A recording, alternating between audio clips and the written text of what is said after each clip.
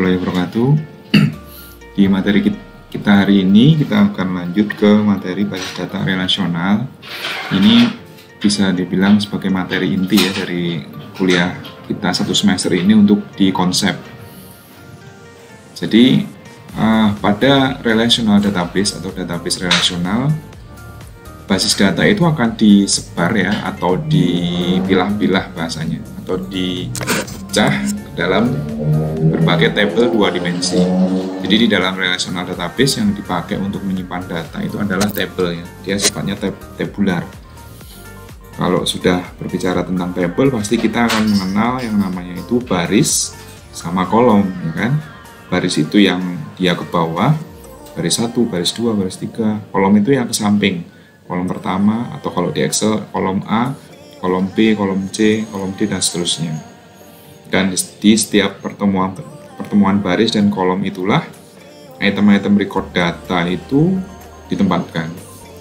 Jadi yang namanya record atau record set ya, itu ya satu baris, kemudian dalam satu baris itu dia ada di kolom 1 isinya apa, kolom pertama, atau kolom A, kolom B isinya apa, kolom C isinya apa. Itulah yang dinamakan dengan record data atau record set. Nah, kemudian basis data relasional itu dia merupakan himpunan relasi di situ. Himpunan relasi itu kalau sudah himpunan berarti kan dia ada banyak sekali komponen yang ada di situ ya kan. Relasi sendiri adalah himpunan atau kolom atau tuple yang semua barisnya bersifat unik. Jadi dipastikan nanti ketika mendesain database atau table, pastikan semua barisnya itu sifatnya unik. Itulah tabel yang bagus. Karena kalau masih ada pengulangan, masih ada redundansi, maka dia masih belum dibilang baik ya, karena ada redundansi di situ, ada pengulangan. Dan kita harus menyederhanakan atau yang namanya menormalisasi ya, agar data yang ada di situ sifatnya unik atau tidak berulang ya. Nah, ini gambarannya. Jadi seperti yang kita tahu selama ini ya, kalau kita melihat tabel ya seperti ini bentuknya. Dia ada kotak-kotak gitu ya, ada header.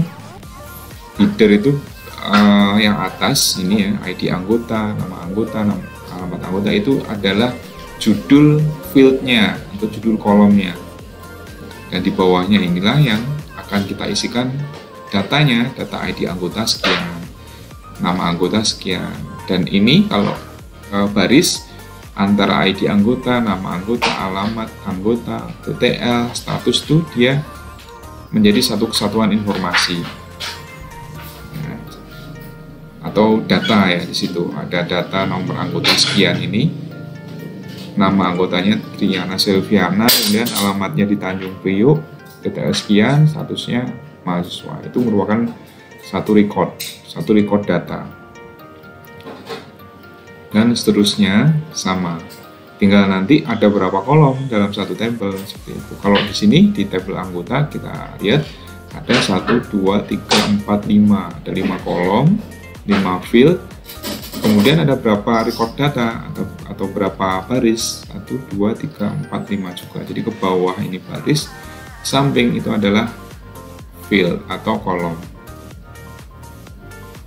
Contoh yang lain lagi, ini penulisan lain yang diterapkan juga ya, mengenai ada namanya kardinalitas dan degree ya.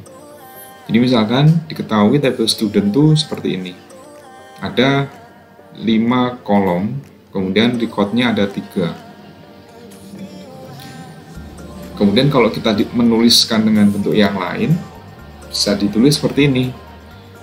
Ini seperti kita menuliskan apa, jadi notasi ya, apa yang menjadi field di tabel tersebut, yaitu ada SID, dia tipe datanya string, kemudian name itu string juga, login dia string, age itu integer, dan GPA real.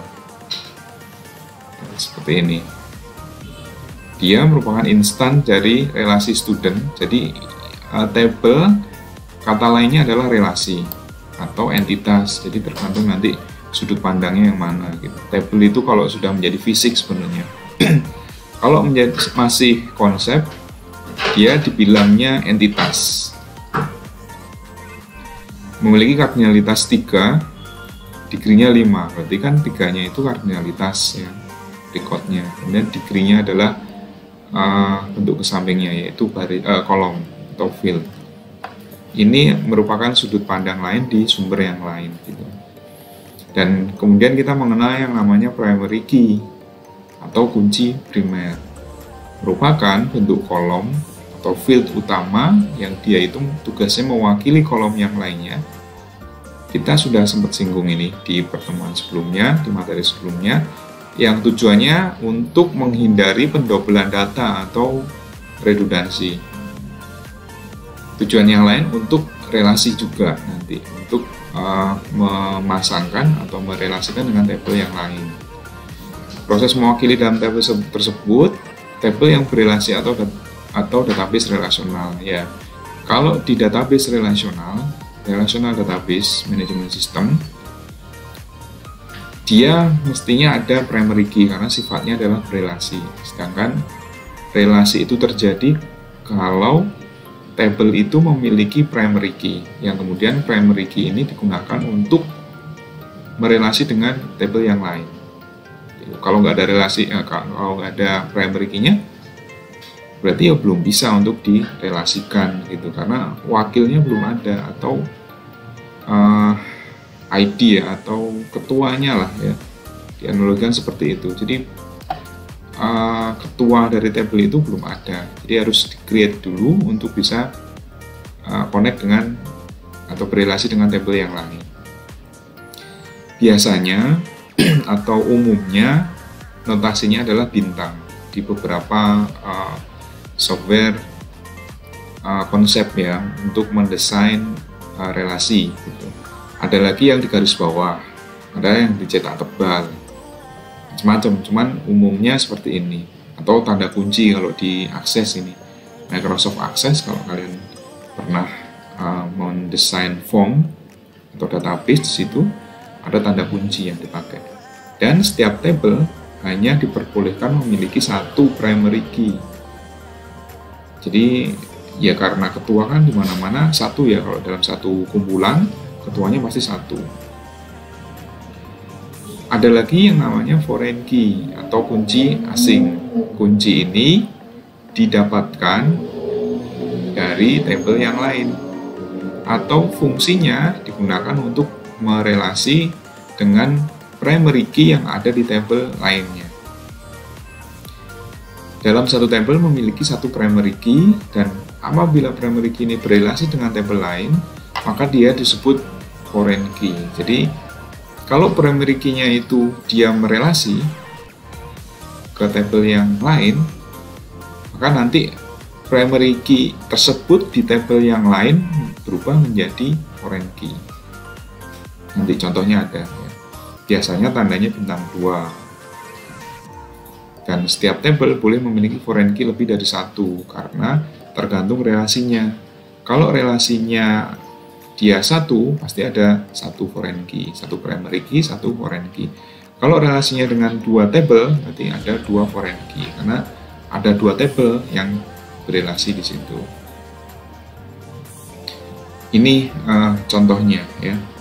Jadi diketahui di situ ada sebuah tabel, namanya kita anggap sebagai tabel student, sama satunya lagi tabel course. Primary key itu sifatnya unik ya, jadi dia tidak bisa berulang datanya. Nah, data kita yang unik itu kan biasanya ID, nomor kayak gitu ya. Dan di student ini diambil yang unik, yang primary key, yang primer itu adalah student ID. Di mana-mana pasti ya, NPM atau NIM itu pasti dia sifatnya unik.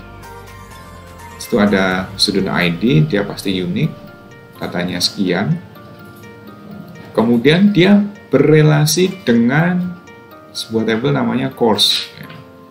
Di course itu punya juga primary key namanya course ID. ID course atau ID kuliah, ID kursus. atau kalau di sini kode mata kuliah ya, kalau di Indonesia lah. Nah, course ID yang dia sifatnya atau menjadi primary key di table course, kalau dia berrelasi dengan table student, maka course ID-nya ini akan dipasangkan lagi di table student dan sifatnya dia menjadi foreign key seperti itu. Dan data yang ada di sini ini harus ada semua dengan data yang ada di course, di table course. Sehingga kalau sudah seperti ini, kita membacanya itu ada student ID, nomornya adalah atau ID-nya L002345 dengan namanya adalah Jim Black. Dia mengikuti kuliah dengan course ID C002 yaitu computing. Berarti kesimpulannya si Jim Black ikut kursus atau kuliah computing seperti itu. Jadi ada relasi ya di sini yang mengharuskan primary key yang ada di sini ini dipasangkan ke table yang berelasi. Ini kasus kalau relasinya cuma satu. Kalau ada lagi relasi yang di sini misalkan, ya dipasang lagi di sini. Ada foreign key kedua, foreign key ketiga dan seterusnya. Ini record set yang kita sudah sempat bahas di depan, bahwa yang disebut record set atau record data itu ketika data itu dibaca per baris ya. Berarti ini membacanya ada seseorang ya, namanya Jones dengan SID 536666, loginnya itu Jones@cs. Dia memiliki umur 18 dan GPA-nya 3,4 seperti itu. Nah, sekarang kita mulai untuk mendesain yang namanya model entity relationship atau ER ya, entity relationship diagram kalau di sini. Merupakan penyajian data dengan menggunakan entity dan relationship. Jadi entity itu adalah bahasa konsep dari table. Jadi sebelum menjadi table, kita mendesainnya itu sebenarnya dia namanya adalah entity atau entitas gitu. Baru setelah entity ini nanti di-generate menjadi physical, baru dia menjadi table. Cuman ya ini sama sebenarnya dengan table. Kita kadang-kadang menyebutnya itu table gitu. Dan relationship. Jadi nanti komponennya ada entity sama relationship di situ. Mungkin ada juga atribut gitu ya nanti di entity atau relationship yang ada. Mengapa sih perlu memodelkan ER? Ibarat kita mau membangun sebuah rumah ya. Jadi ER itu adalah gambar tekniknya. Denahnya seperti apa, ukurannya nanti seperti apa, dimensinya itu seperti apa, kemudian jalan-jalannya, akses-aksesnya, kemudian rancang bangun konstruksinya seperti apa, itu dituangkan semuanya di ERD ini gitu. Mudah disajikan oleh perancang database. Nah, kemudian ketika ERD ini selesai, barulah nanti diterjemahkan menjadi fisik di database gitu. Kita meng-create fisiknya itu berdasarkan dari diagram ER ini gitu. Jadi nggak serta-merta langsung mendesain database ya, create table bla bla bla, kemudian relasinya apa, insert, sebenarnya nggak langsung seperti itu. Tapi kita awali dulu dengan mendesain, mengkonsep apa yang mau kita desain seperti itu. Ya ibarat sama lah kita ingin membangun rumah gitu ya, pasti diawali dengan gambar dulu di situ, konsep dulu seperti apa sih database-nya. Saya kira jarang ketika kita mau bangun rumah langsung datangkan sekian, hasilnya sekian, semuanya sekian, kemudian gambarnya wis nggak usah digambar, langsung aja ditaruh di situ, semuanya langsung batanya ditata di situ. Saya kira nggak ada mungkin yang seperti itu. Semuanya pasti diawali dengan desain dulu, konsep dulu. Nah, komponen-komponen yang ada di ERD nanti ada entitas, atribut, sama relationship. Itu yang utama. Kemudian yang lainnya itu ada banyak sebenarnya. entity itu dibagi juga menjadi ada entity normal sama weak entity, entity lemah. Relationship juga sama, ada relationship biasa, normal, ada identifying relationship. Atribut juga ada atribut biasa, atribut key, ini yang menjadi primary key nanti di garis bawahi seperti ini. Ada multi-valued atribut, kemudian composite, derivatif, dan seterusnya. Nah, kita bahas satu-satu di sini. Entity itu sebenarnya objek yang dapat dipindahkan dalam dunia nyata. Table itu kan juga objeknya, cuman dia masih atau sudah menjadi fisiknya. Ketika kita bicara tentang konsepnya, bahasanya adalah entity ini, bukan table sebenarnya. Gitu. Jadi ketika menggambar, entity namanya, belum table. Dan entity set itu adalah kumpulan dari entity yang sejenis. Ini contohnya objek secara fisik itu rumah, kendaraan manusia. Kalau secara konsep itu pekerjaan, perusahaan, rencana, tidak apapun yang dia itu objek, ya, mau fisik, mau konsep, itu bisa disimbolkan menjadi atau sebagai entity. Simbolnya seperti ini, segi panjang ya. Kemudian relationship. Relationship itu hubungan antar entity. Minimal satu ya. Dia berhubungan dengan dirinya sendiri. Itu di beberapa kasus ada. Cuman nggak wajar juga ya. Tapi bisa jadi kalau kasusnya memang ada. Relationship set itu adalah kumpulan relationship yang sejenis. Simbolnya seperti ini, belah ketupat ya. Nah, ini contohnya. Di sini di contoh ini artinya ada entitas pegawai yang berelasi dengan entitas proyek. Kalau dibaca dari kanan ya, ada sebuah entitas proyek yang dia berelasi atau berhubungan dengan entitas pegawai. Ini nanti artinya bisa macam-macam ya. Tergantung di sini ada derajat kardinalitasnya seperti apa. Yang jelas pegawai ini berhubungan dengan proyek dalam urusan kerja. Di sini ada kata kerja, jadi hubungannya adalah kerja. Kemudian atribut. Atribut itu karakteristiknya entity atau relationship. Jadi bisa dipasangkan ke entity atau ke relationship. Dia menjadi karakteristiknya yang menyediakan penjelasan detail tentang entity atau relationship tersebut. Nilai atribut merupakan suatu data aktual atau informasi yang disimpan pada suatu atribut di dalam suatu entity atau relationship. Gampangnya, atribut itu adalah field-fieldnya. Jadi ini merupakan tabelnya, berarti ini adalah tabel pegawai nanti ya ketika sudah menjadi fisik.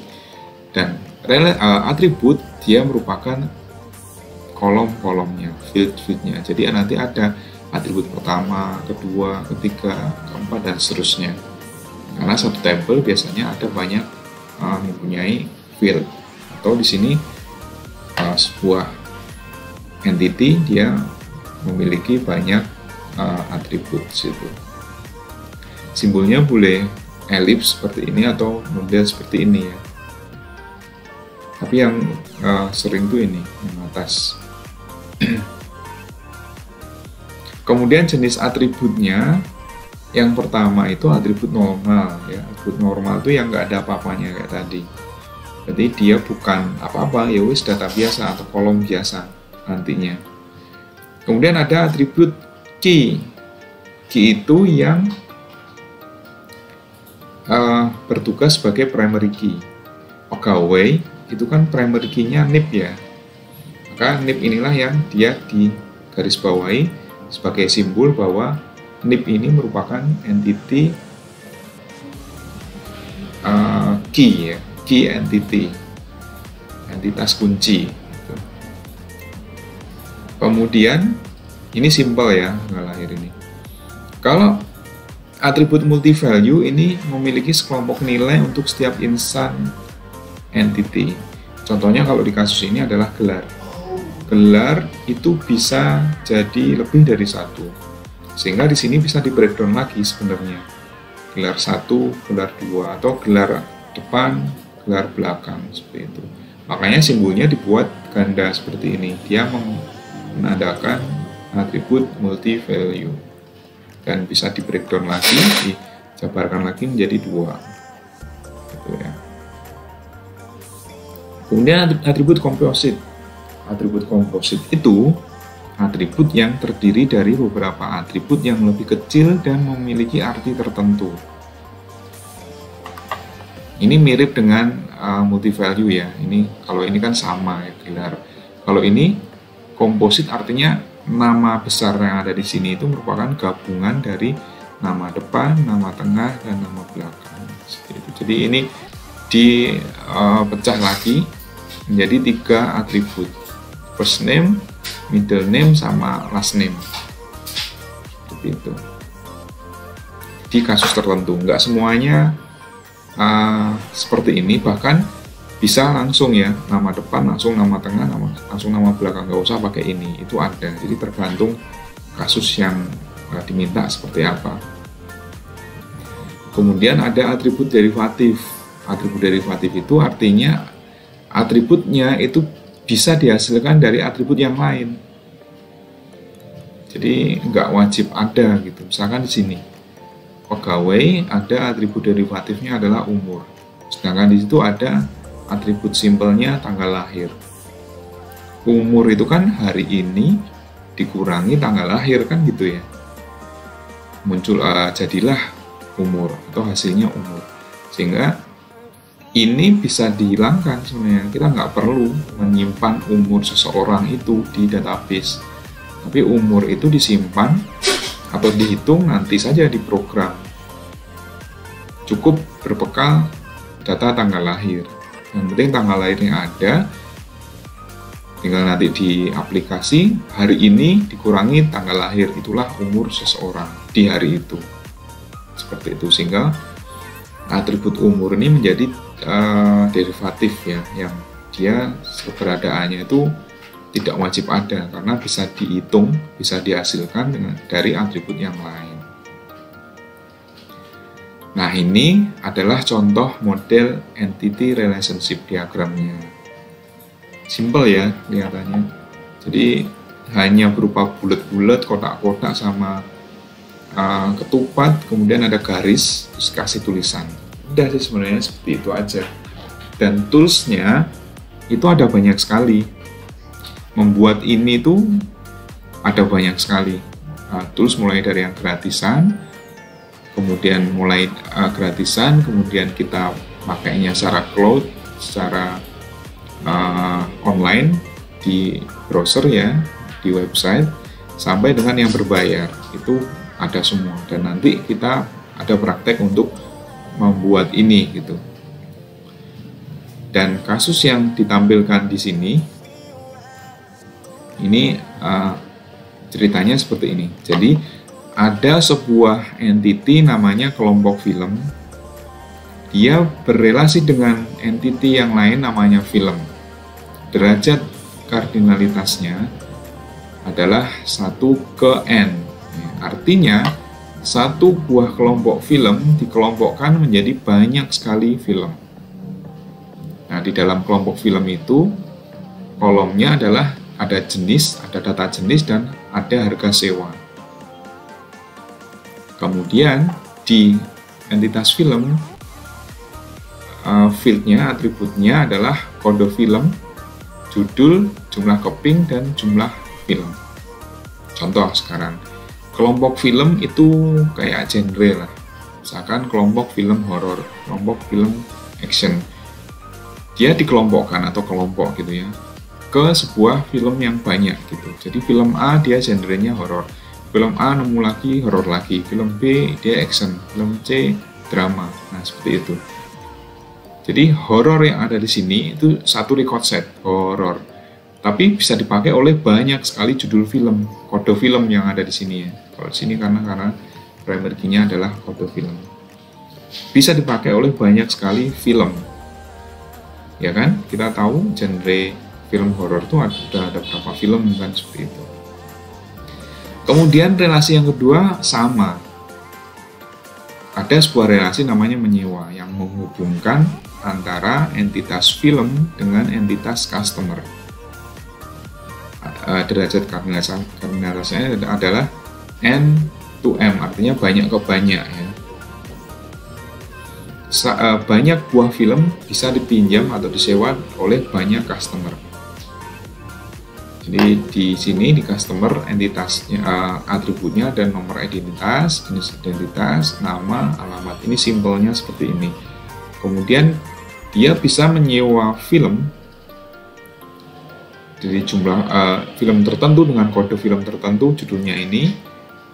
Nah, ketika dia melakukan peminjaman terhadap sebuah film atau beberapa film, karena banyak ya,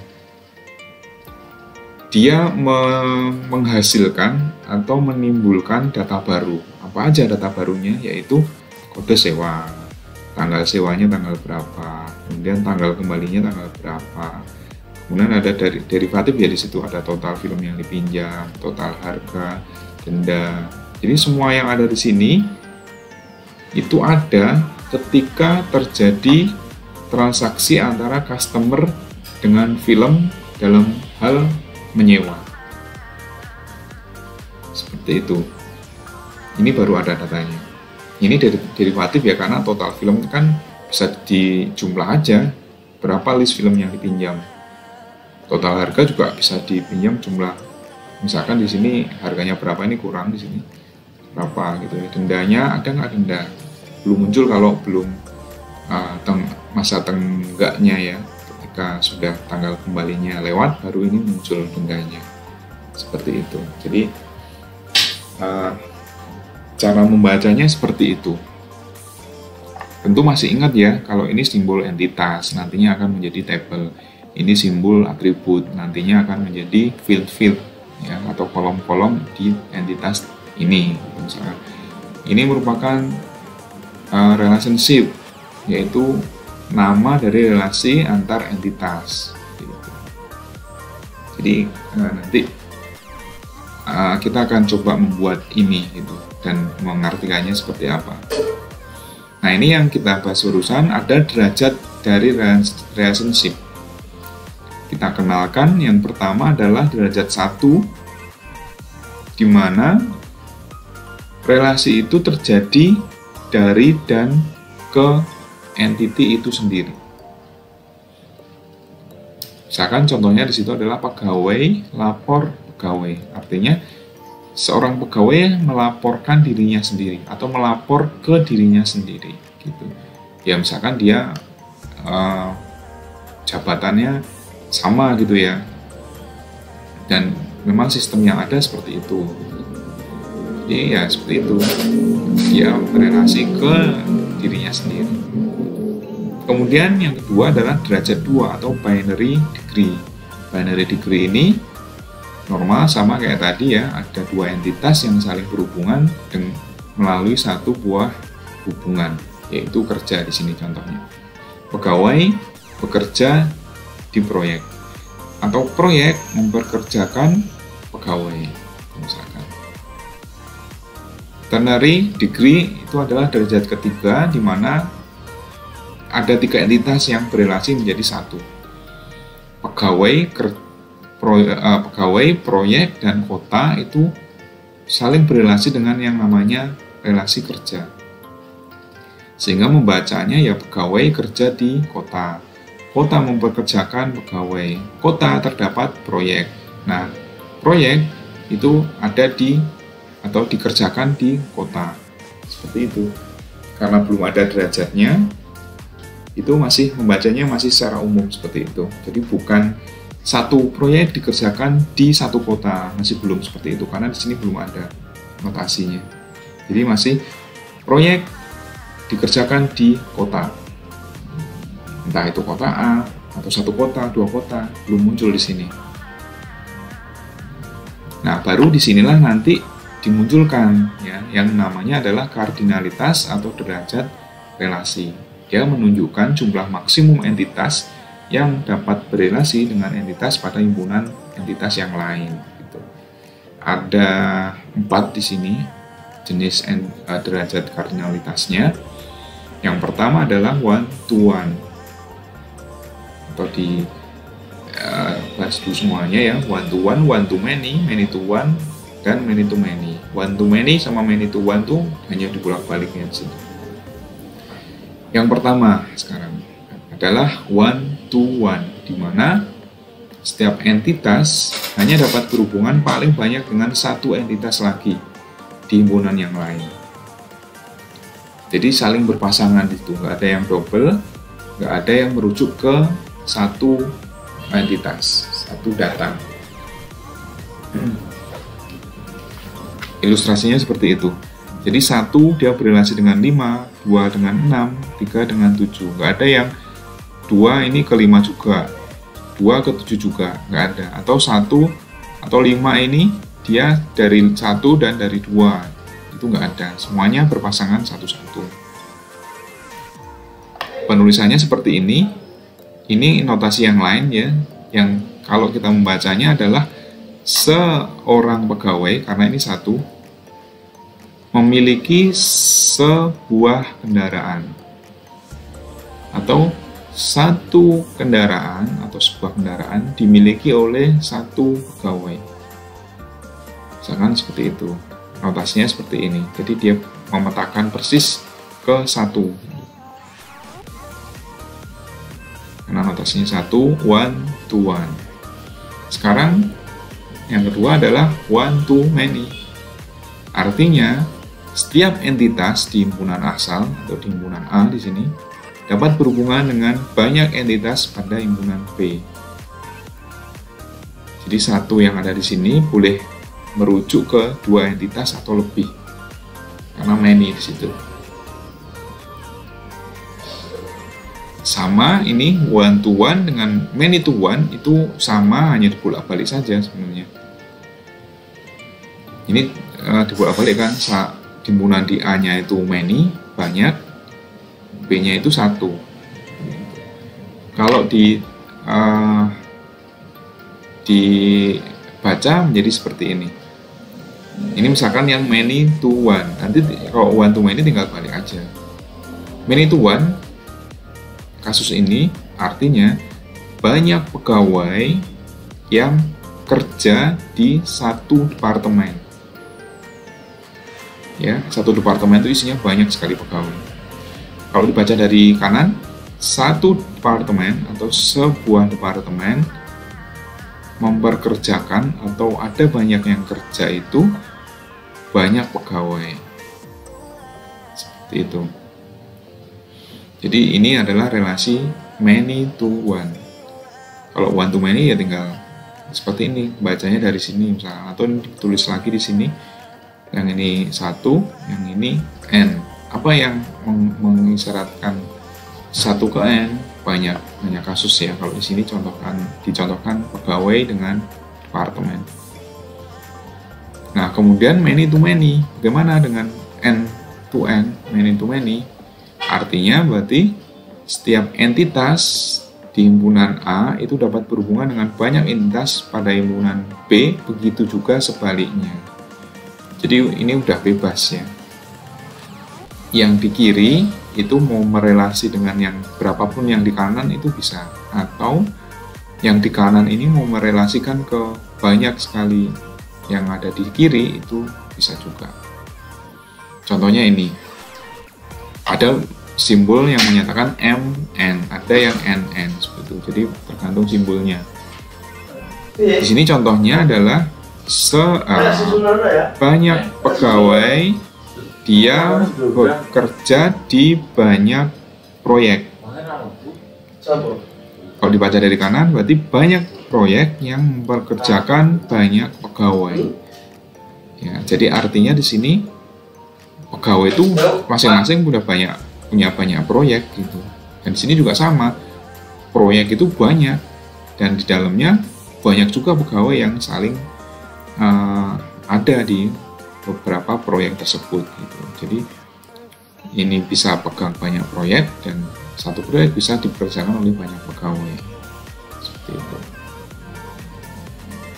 Nah, kemudian kita mengenal juga yang namanya weak entity, adalah suatu entity di mana keberadaan dari entity tersebut tergantung dari keberadaan entity yang lain.